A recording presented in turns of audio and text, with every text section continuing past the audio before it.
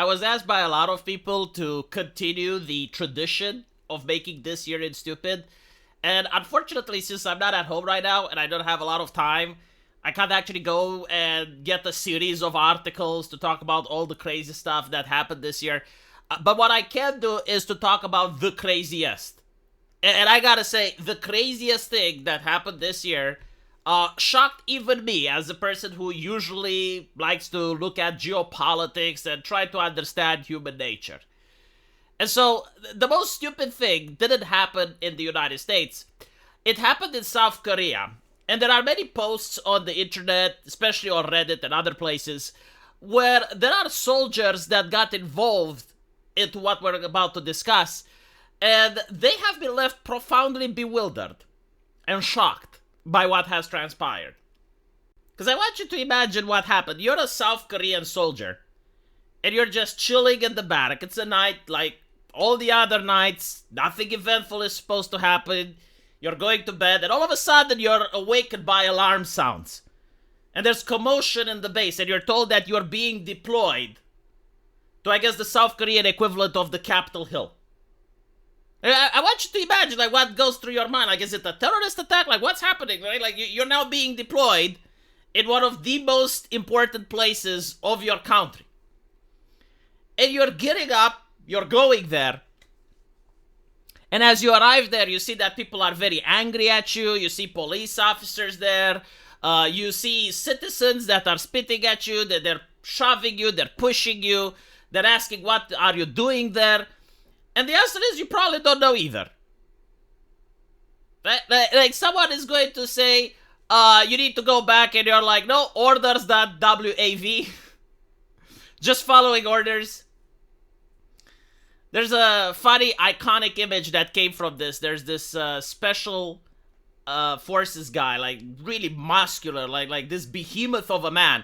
And he's got like an ushikushi anime girl tattooed on his arm. And the media calls him an incel. This is the incel uprising, is what the media says. And the things are just escalating. Like, it's getting worse. Like, there's politicians coming there. They want to get into the building. You're told that you're not allowed to get them into the building. They're calling you traitor. They're calling you all sorts of things. It looks like shit is about to go down. Shit is going down right now. But as we know, nothing ever happens. And you're told, all right, the gig is up. Go home.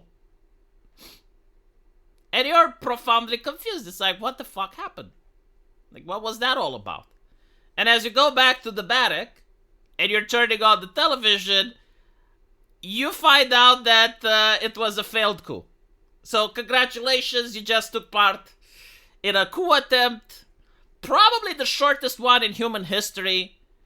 No one knows what the fuck happened. People are speculating, but hey, well, at least the president that authorized the coup, well, at least maybe he is going to get impeached or something. No. His party, no, this is the official statement, by the way. Like, this is genuinely the official statement. He was feeling lonely. And so he organized the coup. I was looking at this absolutely baffled. I didn't even know, like, how am I going to comment on this? Because I was, like, thinking from a geopolitical standpoint. Like, in South Korea, who are the big players there?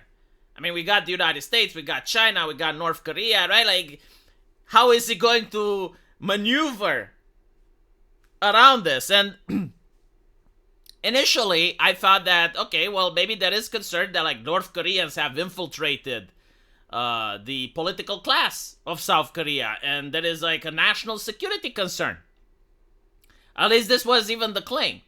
And then some other people said, no, like, this guy is corrupt, his wife is involved into a lot of corruption scandals, so he tried to do this in order to avoid getting arrested. Like, those who know the history of South Korea know that its presidents don't fare very well. South Korea doesn't really have a rich history of democracy. Like, this is something that was imposed on them by the West, and so they're still struggling, they're still learning. But yeah, as you're looking at their history, their previous presidents were either arrested or they were executed. And so, you know, like, maybe this guy was trying to avoid that fate. And so, like, he was trying to start a coup. And I was thinking, like, does he have the backing of the US? Because that was my initial assessment. It's like, let's see how the US is going to respond to this. If the US supports this, then chances are the coup will be successful.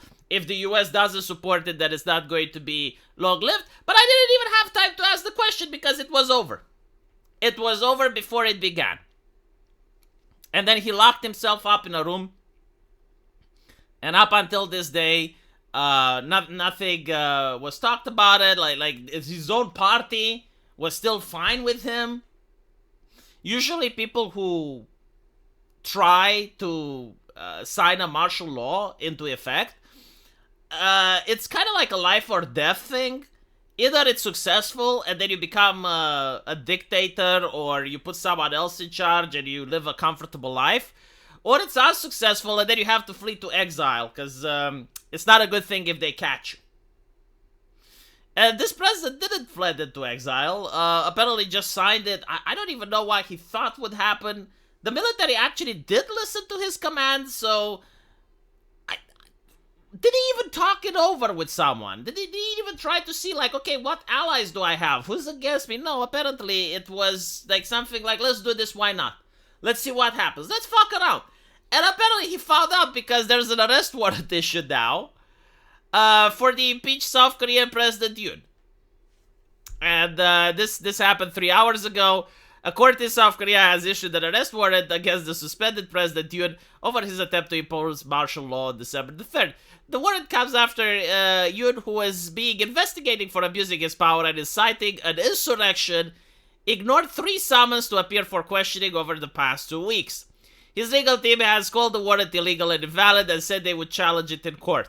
South Korea has been in a political crisis since the short-lived martial law declaration, with Yoon as a successor both impeached by the opposition-dominated parliament. He is South Korea's first sitting president to face arrest. The others were executed. I thought like some of them were arrested. Maybe it was like the arrest before the execution. I don't know.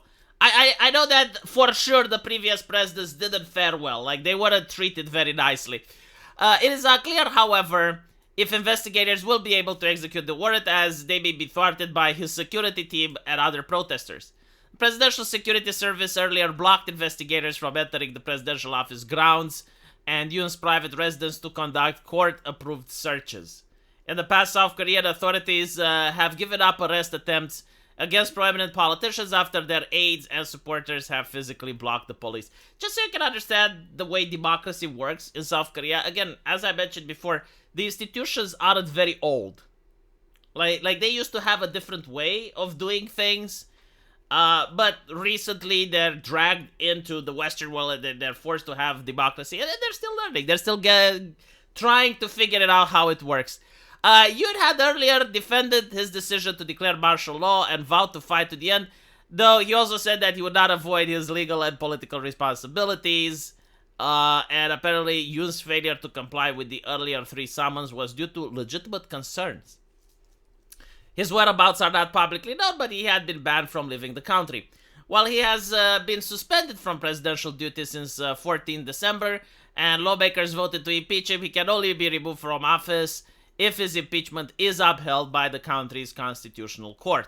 There are currently only 6 judges on the constitutional court 9-member bench. This means that a single rejection would save Yoon from being removed. Opposition lawmakers had hoped that the nomination of 3 additional judges would improve the odds of Yoon's getting impeached, but their proposal was vetoed by Prime Minister Han Duck-seo. Is that his name? Han Duck-seo? The opposition has since voted to impeach Han. This is like the most bizarre thing ever. It serves no geopolitical interest. It's not within the nation's interest. It's like, I would say it's like putting the clowns in charge, but this is the entire circus. I definitely think that this is a person that is more motivated by his own ambitions. And if what I'm seeing in the media is true, that he is involved in corruption scandals, like trying to enrich himself rather than trying to do what his job is supposed to accomplish. And so he's trying to get out of things, but by trying to get out, he's spurred out a little bit more. And now the South Koreans are supposed to deal with the fallout. We'll see what happens. The next elections, when are they? Who's his political opponents? I assume that they're going to win a couple more percentages over all this shit show. Let me know what you guys think. And as usual, I will see you in the comment section. Take care.